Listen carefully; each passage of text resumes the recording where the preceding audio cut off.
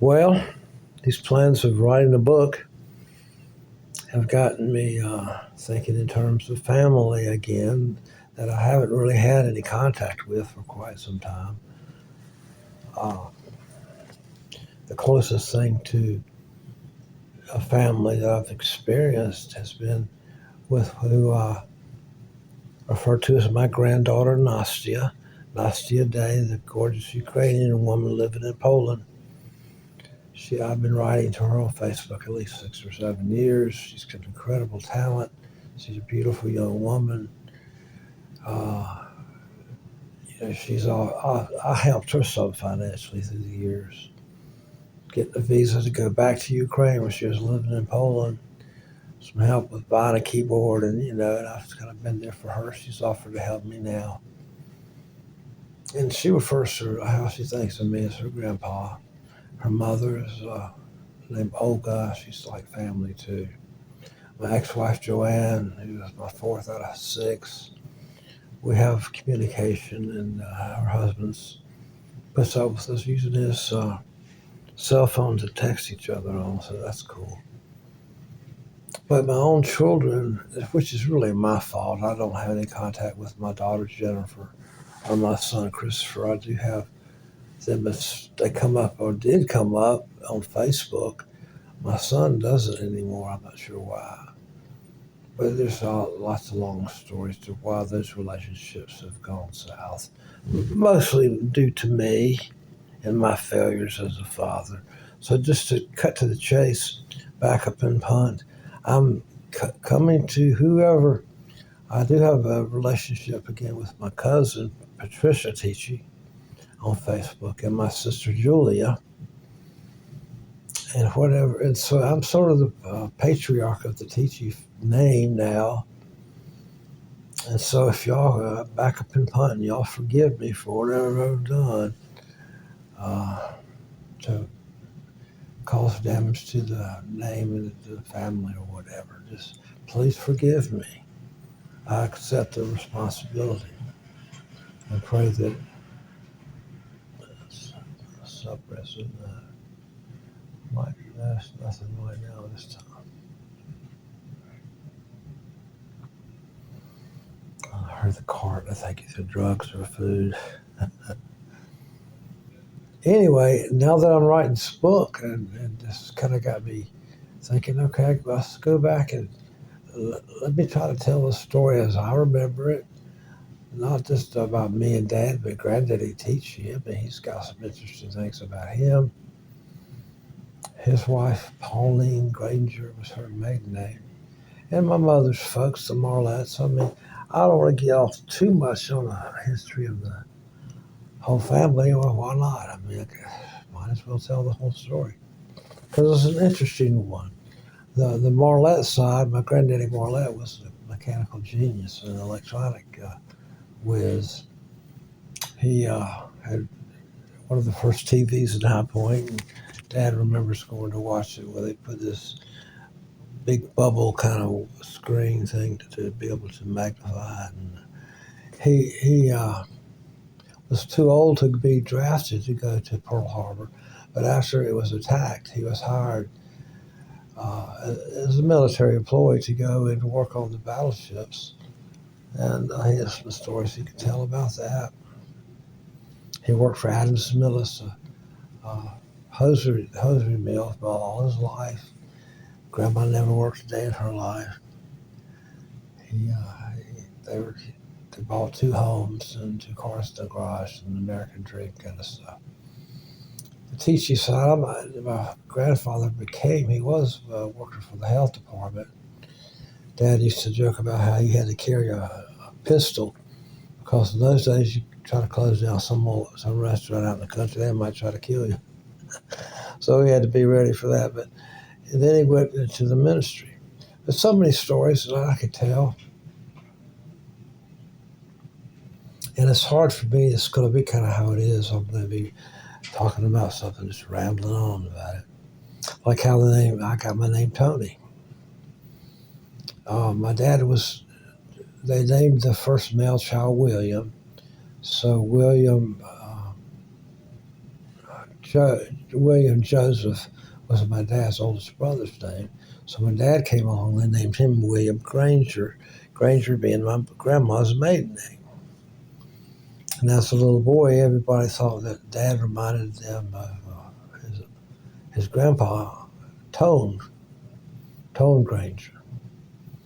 So they started nicknaming him Tone. Later on, when he was able to, he legally changed his name to Tony. And then he spent his whole life explaining about he used Tony as his name and how it came. Where did that come from? So when I came along, they decided to name me William Anthony, so Tony would be part of my legitimate name. But I have to go and explain it too. But anyway, guys, as the patriarch of the teaching name and family, first of all, Lord Jesus, I thank you that I'm still alive. I thank you for your mercy and grace and forgiving me of all my sins, and there are many.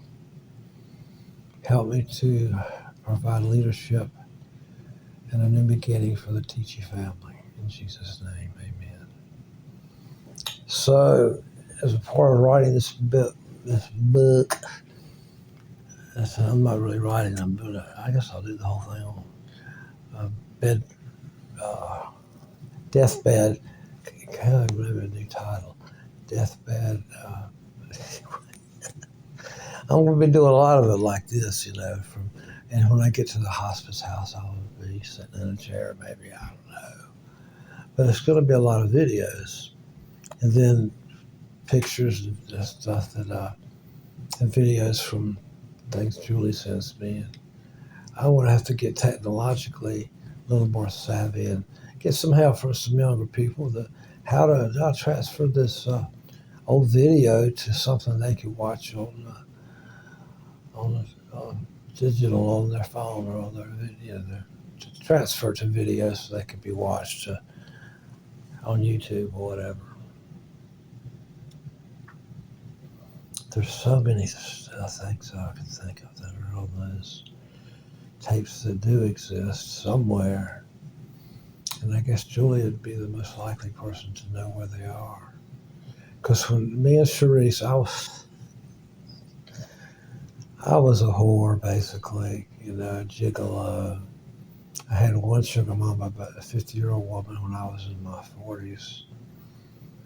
And she spent lots of money on me. And then Sharice in 2007, I was 52, she was 25. And she had a nice condo SUV and took me in and took care of her. She took care of me. And it came to when I wanted to go visit Dad, and I know about his health issues yet, but and he played some of those melodies on the piano that are just instrumental, gorgeous melodies that he wrote. And we did a couple of songs, I think, that he might have written with the auto harp and me on acoustic guitar, and just some old standards by the Carter family and stuff. And Marianne even jammed a little bit with us. She plays mostly by music, so that was a new experience. And it's just, but I don't know. That's Dad. Anyway, he suggested me go up to Bristol, Tennessee, and Bristol, Virginia, which are where Mother Maybelle lived, and I did. But I got some job at Mount Pisgah as a dishwasher, and that's a bunch more stories I'm not going to go into right here. But I gotta get it right down and wash my damn face with a wet washcloth or something, because I got dead skin on my dead, dying body. Mercy. So it seems like what my life's going to be now is taking my oxycodone and morphine and trying to cruise by the pain part of this. And starting to tell the story of my story and then how it ties into Dad's story, and then just the history of the Tichy family, and then maybe dialogue with Julia, um, which these days there's a way you can do that, kind of like a, what do you call it, video chat. I just got this Android phone. I'm doing pretty good to do what I do with it. But to get, a laptop, get a little more sophisticated with the equipment, which if I understand the hospice situation correctly, I'll be not having to pay rent. And that's over $900 a month that I have to do to buy equipment and do video and stuff. Anyway, I want this to be as technologically advanced as it can be, but to basically be just me going back and telling the story of my life and how it overlaps my father's and the other family members, and just making some sense out of it if I can. I got my sister Julia, cousin Patricia. Hopefully I can get back in touch with my daughter Jennifer and my granddaughter Jordan, who's in her 20s now. And there's reasons why we went south, and they're mostly my fault. So I want to bury the hatchet and let's start over again. Anyway, I'm always trying to think of a song. If I don't know by now, I may never live to see the day when I really know if I have or I haven't. It may come when I'm gone. If I'm right and they're wrong, maybe then you will know who I am. Life is strange, talk is cheap. Money buys what we can't keep. What we think ain't what is. In the end, it's all showbiz. Diddle-ding-ding-ding, diddle-ding-ding-ding, diddle-ding-ding-ding, diddle-ding-ding-ding, diddle-ding-ding. I was young when I thought. It was just as I was thinking, but what I didn't know was everyone was faking. In the end, when I'm gone, maybe then you will know if I ever really showed you who I am. Life is strange, talk is cheap. Money buys what we can't keep. What we think ain't what is. In the end, it's all showbiz, diddle-ding-ding-ding. At the church, now this last verse was inspired, or the idea of it.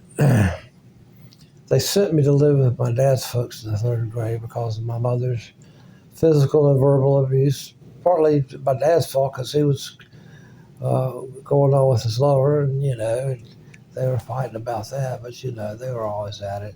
She sort of took her frustrations out on me, physically and verbally abused me.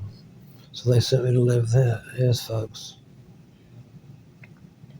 Granny Tisha was a preacher, and he would write notes to his sermon out on Saturday night, watching TV, things like Perry Mason, Gunsmoke, Lawrence Welk, Leave It to Beaver, Andy Griffith, Perry Mason. Did I mention that yet? But I just changed it to at the church, people cry, and they give their life to Jesus, to a message that was written watching Pittsburgh beat Miami. In the end, when I'm gone, will I even be remembered? And will anybody really give a damn? Life is strange, talk is cheap. Money buys what we can't keep. What we think ain't what is. In the end, it's all showbiz. That'll like that, etc. I thought of another one, original, Tend to Forget About, kind of a self-portrait song. Jimmy used to dream of, it has a harmonica part on that I usually use my brace, my Bob Dylan kind of thing with, but I'm not going to be able to do that now. Jimmy used to dream of fame and fortune. He was going to be a superstar. Everybody tried. They're best to warn him. Now he plays nights at the local bar. Jimmy had a girl, dad works for a living, and a mama who tried the best she could. Everybody gave the best they could give him, 'cause everybody knew that his heart was good. Jimmy used to dream. My voice has definitely changed, I think, if I just from dying or just not even singing. Fame and fortune, he was going to be a superstar. Everybody tried their best to warn him. Now he plays nice at the local bar.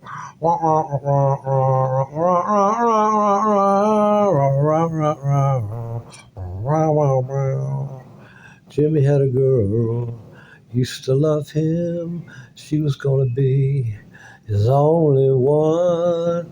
Then she ran off with a mobile home salesman, 'cause he bought her things like a brand new car. Jimmy used to dream. My mustache is tickling my nose. Of fame and fortune, etc. Another song I thought of about. This is not a person I really knew, but a type of woman I guess I knew. Well,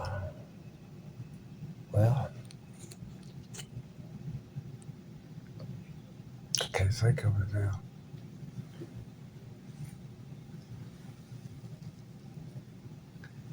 I'm thinking of another one instead. That's not a real person. Now Joni was a woman who believed in making love to any man whose sorrow she might ease. Broken-hearted lovers searching in the night, they would come to Joni on their knees, crying, Joni,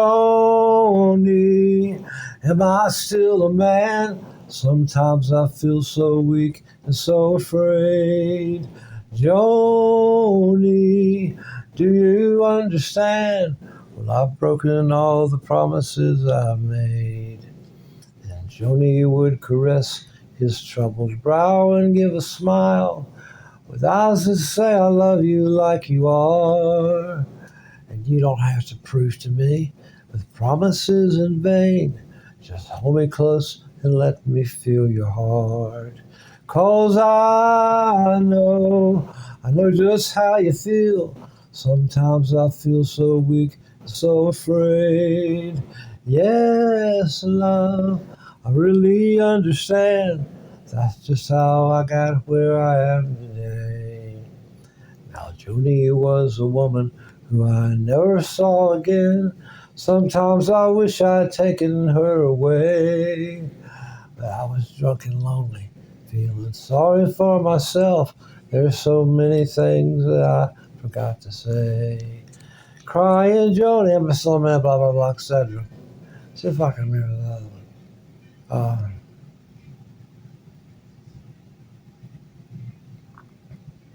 I can't sing this. It's about a pot. I gotta get some drink here, y'all. No, it's not a beer. But I drank plenty of those back in the day. Damn it. Look at this. I think I got a hard to open.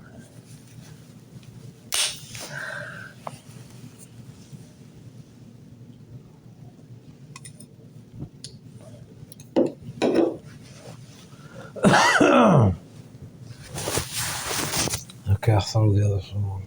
Kind of waitress in one of those late night truck stop places. Oh, and I forgot it again. Stopping in the diner just to see my girl. She's a waitress there at night. Well, the neon light's too bright and the coffee's strong. Stopping in the diner just to see my girl, and I guess she looks all right. Except that neon light's so bright, her makeup looks kind of funny. Long the truckers try to touch her, and I pretend that I don't see. She don't seem to mind it, at least it seems that way to me. I just sit there drinking coffee, watching preachers on TV. Wondering what would Jesus do if he was here with me. Because all there.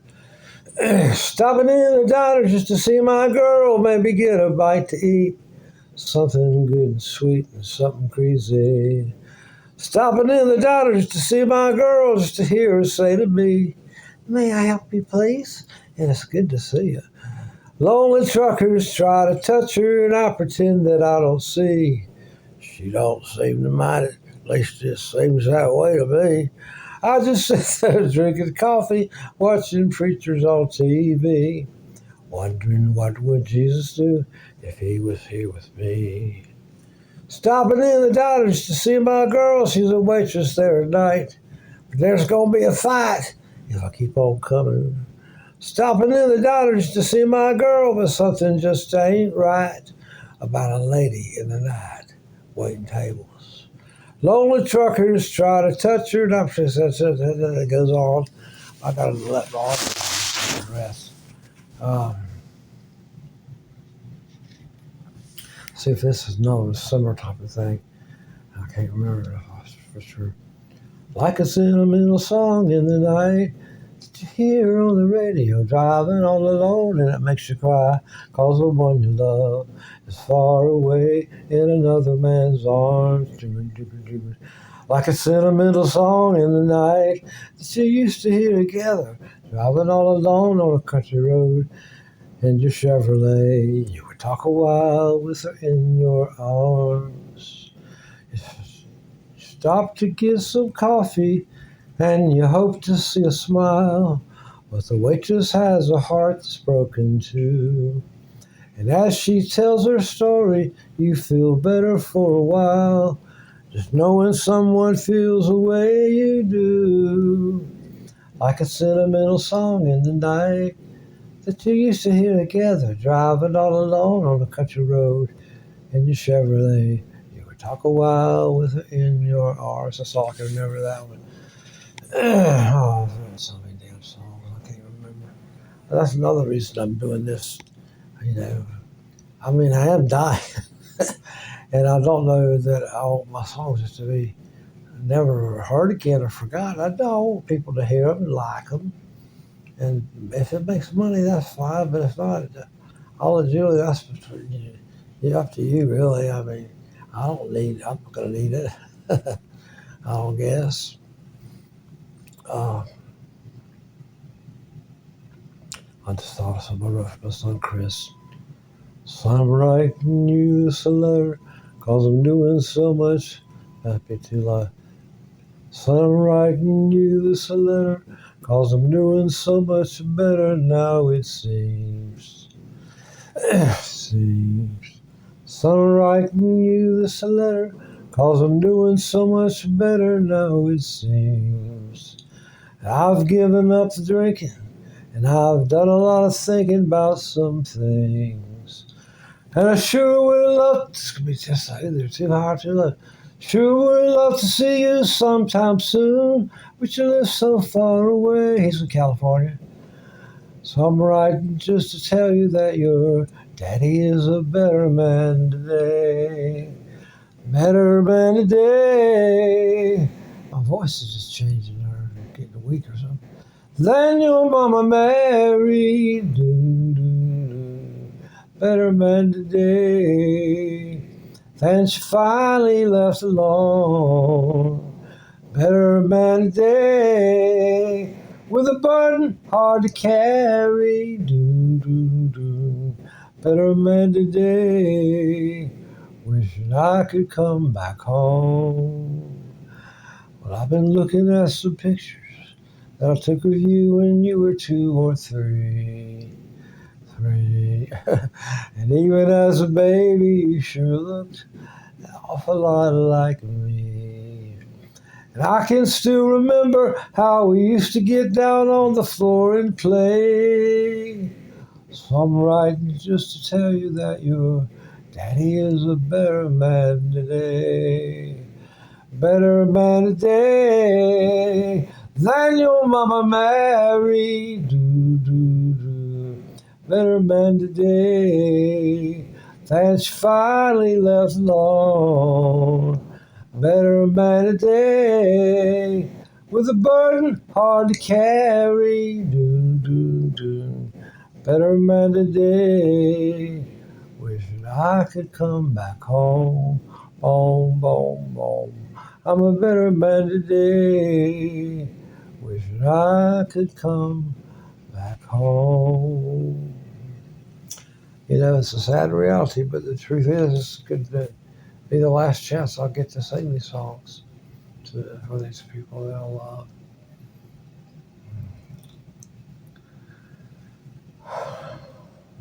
I gotta go. I can't do this right now.